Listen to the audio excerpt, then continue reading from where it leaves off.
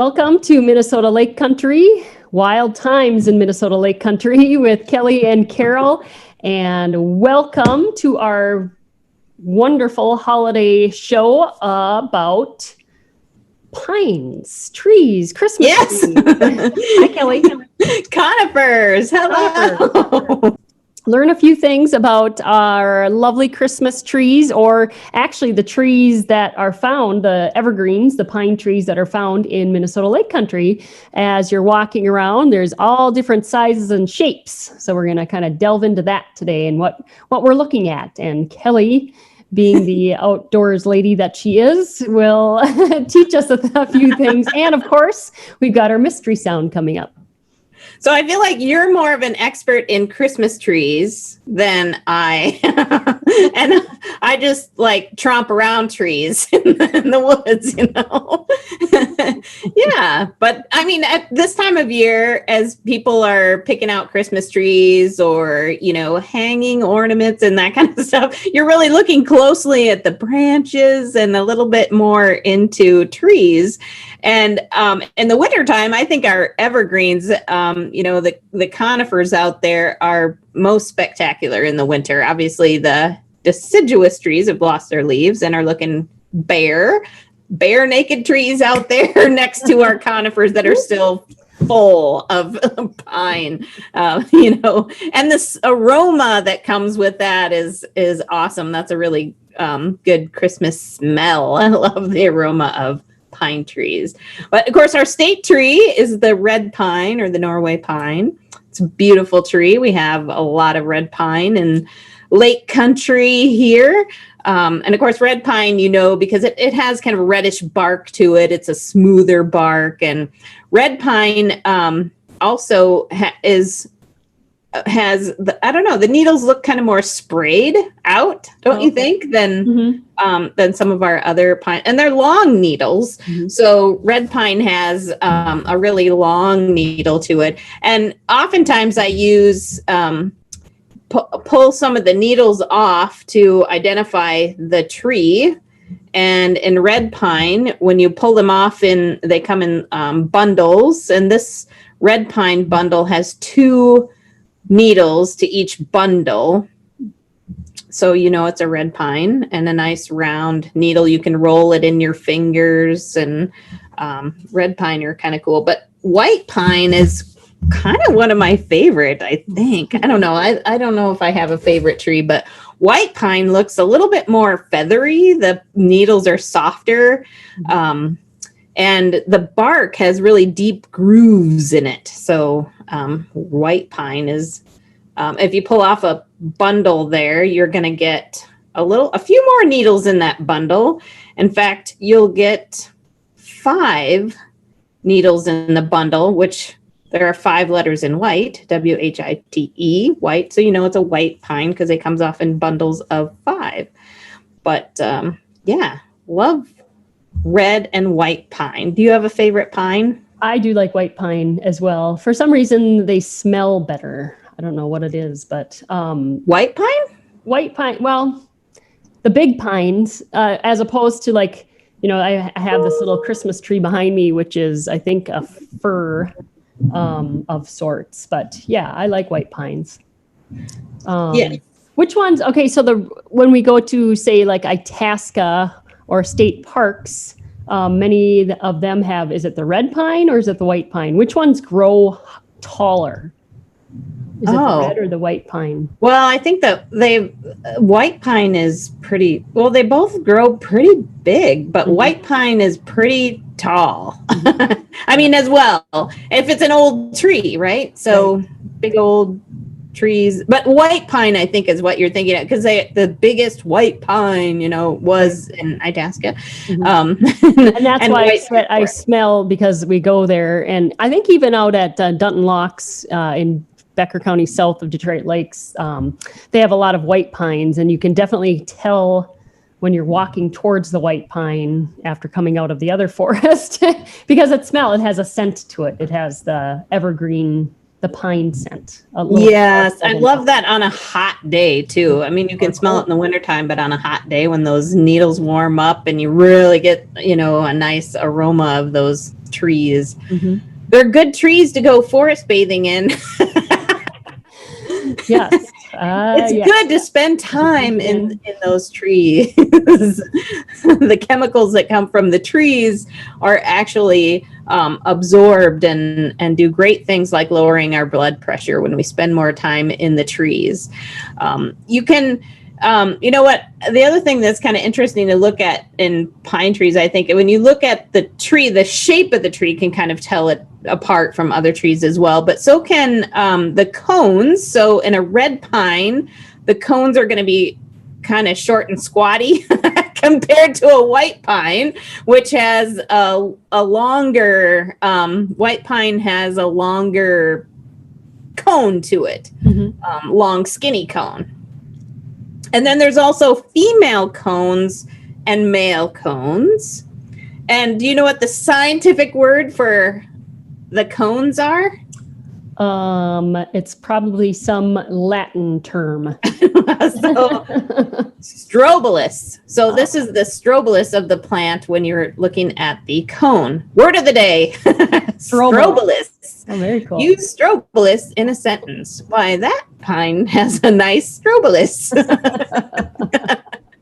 And those cones then, so like the male cones are, you would think they'd be at the top of the tree to pollinate, but actually they're closer to the bottom of the tree, and the female cones are at the top, hanging cones at the top of the tree, so that the pollen from the same tree doesn't necessarily pollinate the same tree. Did that make sense? So, so they can mix pollinate. So the pollen from other trees are pollinating other trees. So it doesn't matter what kind of, does it have to be a, and this might be a little too scientific, but does it have to be the same? So pine trees pollinate pine trees, or is pollen?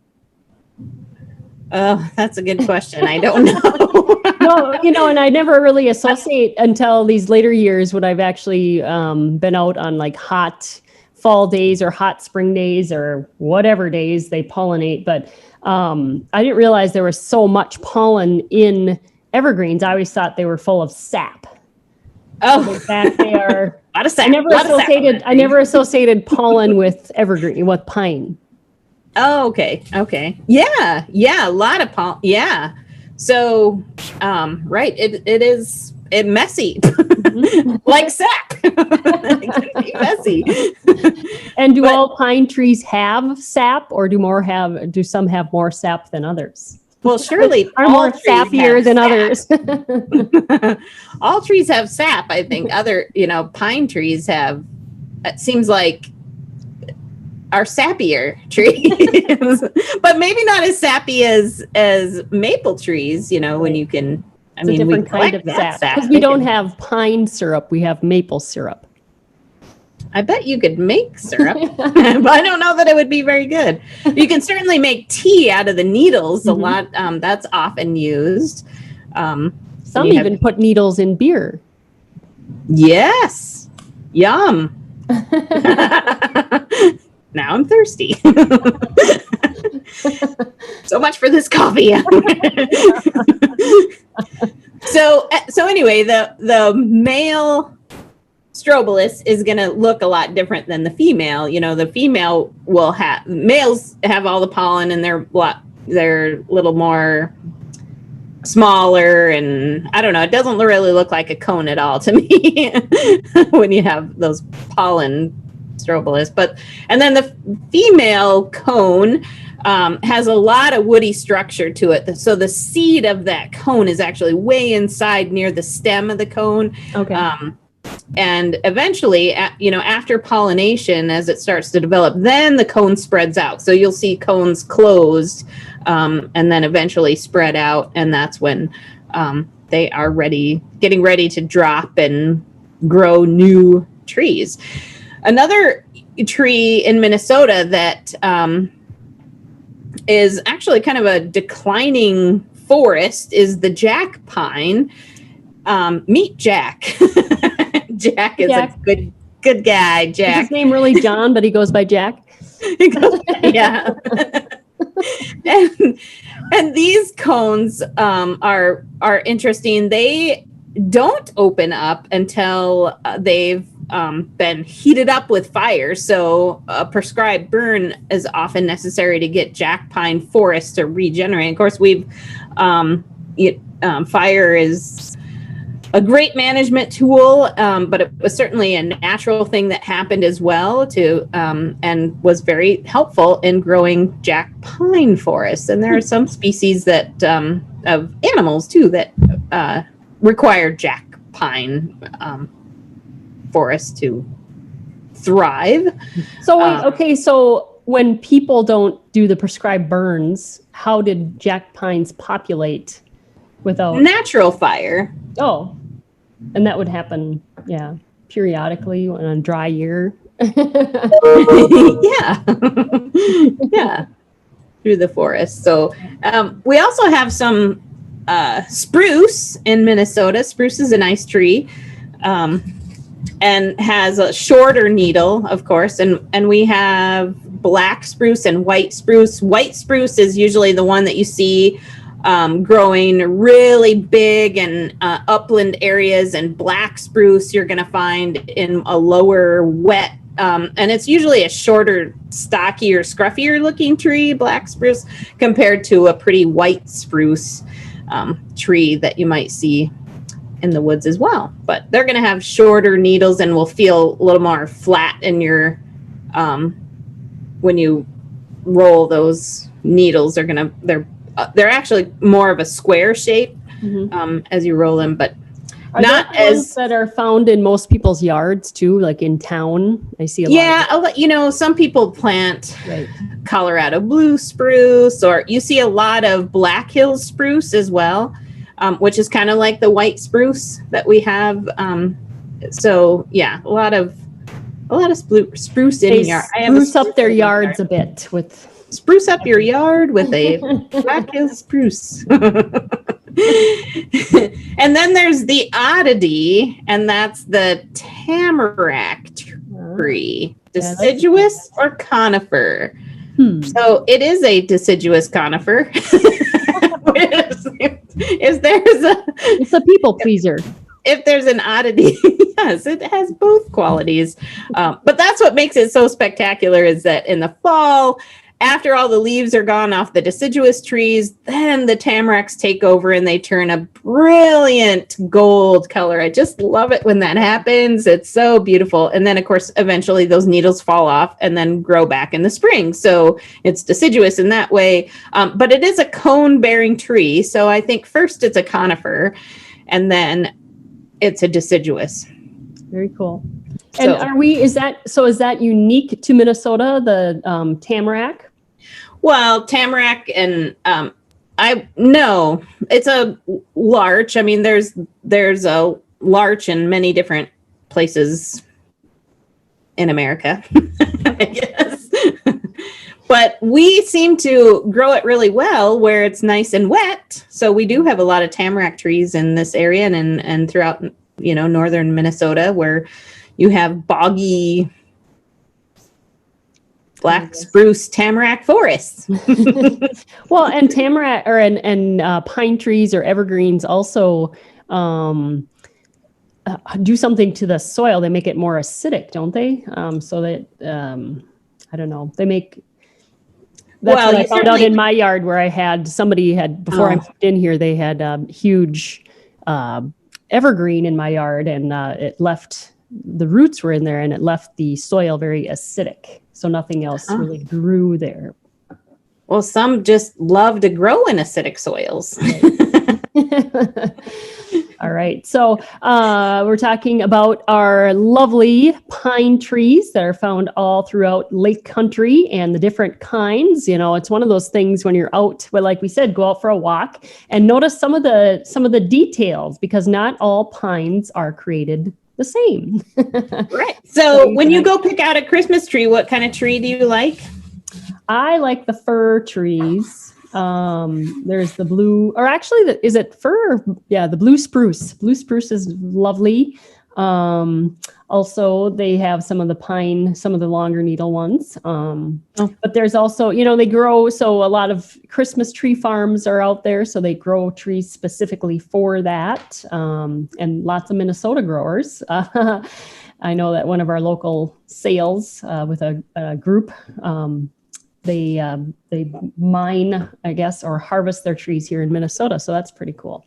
Yeah, I think balsam fir is that it is a nice one. And most and I'm sure there are probably places. A lot of Christmas trees are Fraser firs because they're lovely. Yes, they hold the ornaments a little bit better. Mm-hmm. That compared to similar to balsam, I guess, and a nice smell.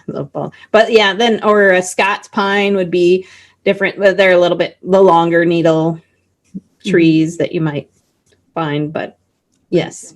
And look out for the strobolus on your Christmas tree. I think every Christmas tree should have strobolus. Yes. Well, a lot of people save cones. They save cones and make ornaments out of them. So they reuse the cones. Is that a good idea? I mean, when do the cones replant themselves? I mean, that's how we get the new evergreens. But should people pick pine cones up and make them into ornaments? Oh, I think that's nice. Yeah. Okay. All right. It's to have a natural I love substance hanging in Don't get me tree. wrong, I love pine cone ornaments, but I'm just wondering if it's kosher. And now and then of course you add toxic paint and spray sprinkly gold stuff.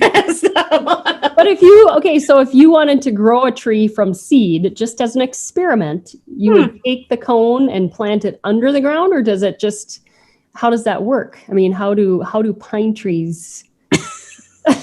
I'm not getting. What do you do it, Carol? Discussion. What do you think?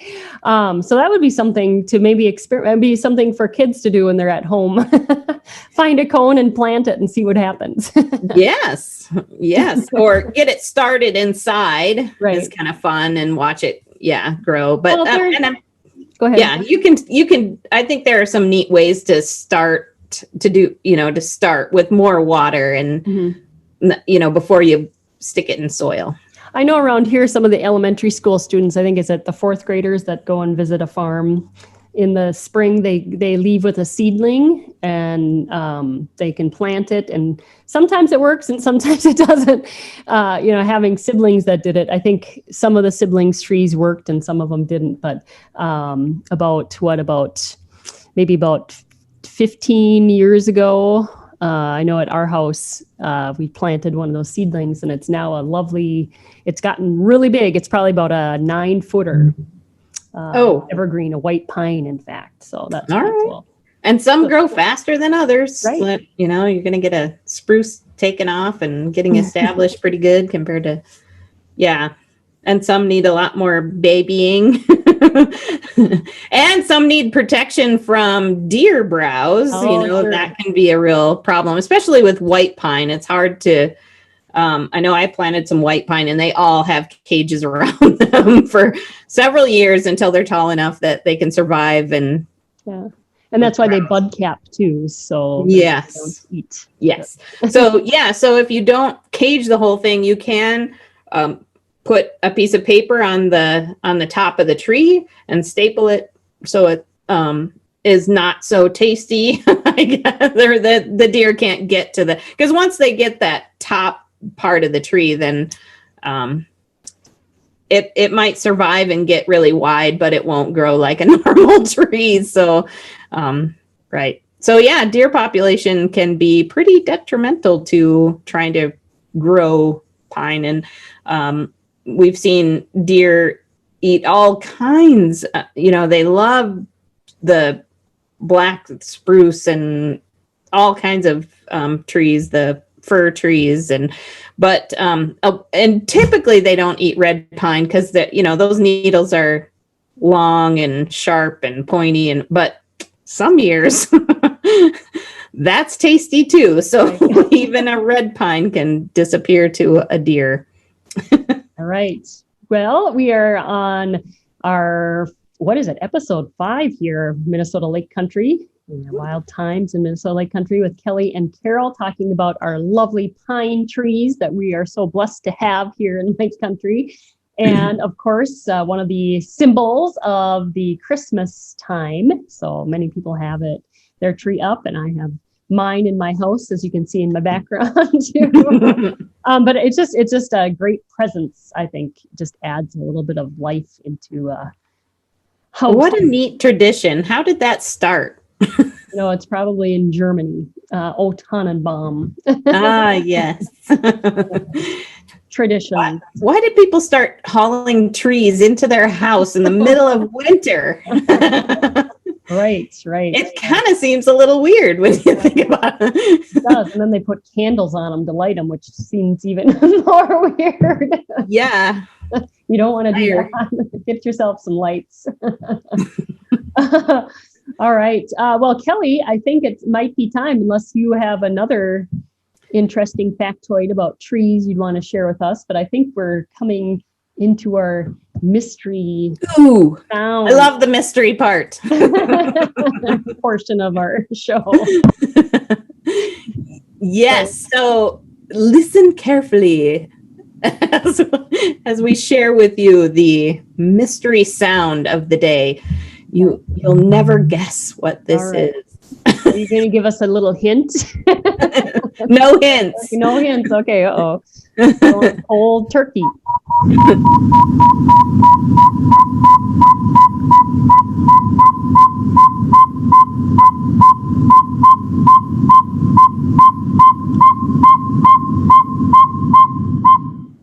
It is the landing of the Starship Enterprise.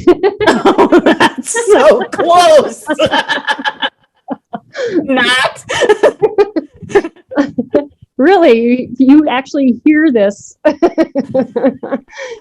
Minnesota Lake Country. On a dark night, the sky opens up. All right. What? Yeah. Well, it does happen at night. Okay. You are correct there. Okay. And where would it happen? Where would the sound happen? Where would you have to be to hear amidst the pine trees. Oh, okay. Oh, perfect. Okay. So it's amidst the pine trees. The skies open. Yes. You hear this odd sound. Interesting. So if you hear it at night, it doesn't sound like a dog or a canine. It sounds like a bird of sorts. What comes out at night? Is it a hawk or like an owl or something? Yeah. Oh, right. Oh, I love that. Big eyes, big owl eyes. So, and this is a little owl. It's a small owl. And this year, this owl became quite famous because of a Christmas tree. So you might know it as Rocky, or the Rockefeller owl, which is actually a saw wet owl. So this cute little northern saw wet owl, it does not have tufts, so it's got a nice smooth round head, and it probably stands, I don't know, maybe 6 or 7 inches tall, as it's perched on a nice little black spruce tree tucked in really tight. But it does like to be in habitat wise, it would love a red pine forest with some understory of trees. So it likes to hunt in areas where there's not a lot of understory, so it can catch mice a little bit easier. But it needs protection, so you'll see it kind of tucked into maybe spruce trees that are a little thicker, offer a little bit more understory, or thicker protection, I guess, in there. So yeah, so that when the Rockefeller Christmas tree was hauled out, it was hauled from Oneota, New York to Manhattan, which is like 170 mile drive. And as they're unloading this tree, one of the people that was transporting the tree noticed these big, like you said, the big yellow eyes, probably looking up at him. So the whole time it was in this tree, which actually was a Norway spruce. that was so 75-foot tall Norway spruce, and this teeny tiny little owl is found in there, the Rockefeller Saw Wet Owl. And then, of course, it was taken to a wildlife rehabber that kept it for a few days, got it nice and fat before they released it. Well, I don't know if it was fat, but they did feed it mice. They like to eat mice before it took off. But these are common owls in our area, but hardly ever seen. Well, I shouldn't say that.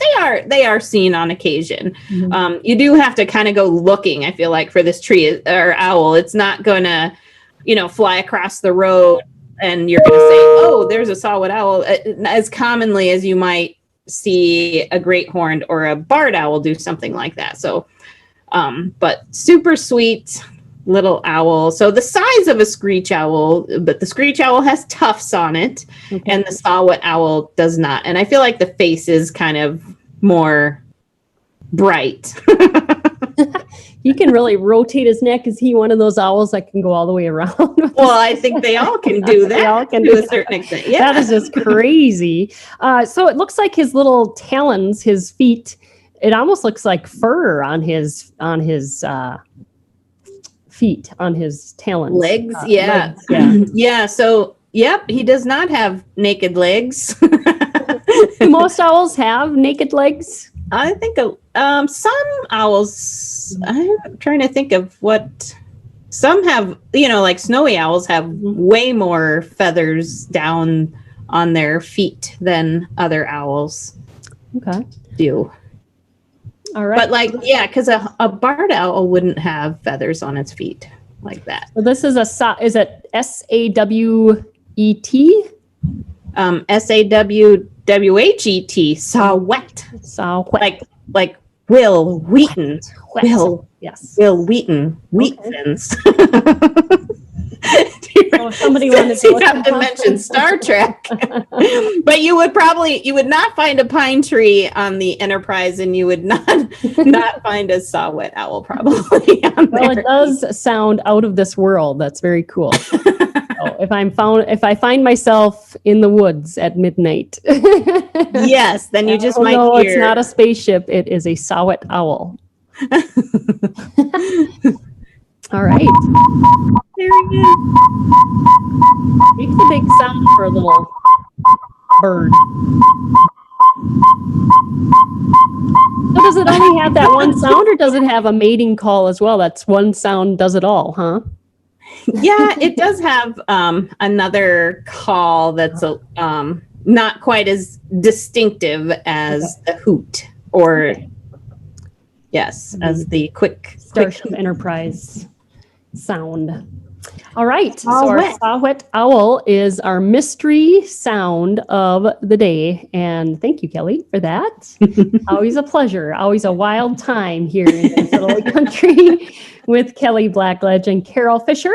All right. So now you know a little bit more as we head into the Christmas time, the holiday season, about our lovely pine trees. And you should get out and check those out. Get out in the woods, and now you can identify, amaze your friends, and impress your relatives, those close to you, that you take out and enjoy nature in another. Strobolus. Yes. Strobolus. That's no pine cone. That is and a look for strobolus. saw-whet owls, Strobolus and saw-whet. And that is going to wrap up this episode of Wild Times in Minnesota Lake Country. And get out and have your own wild time until we chat again.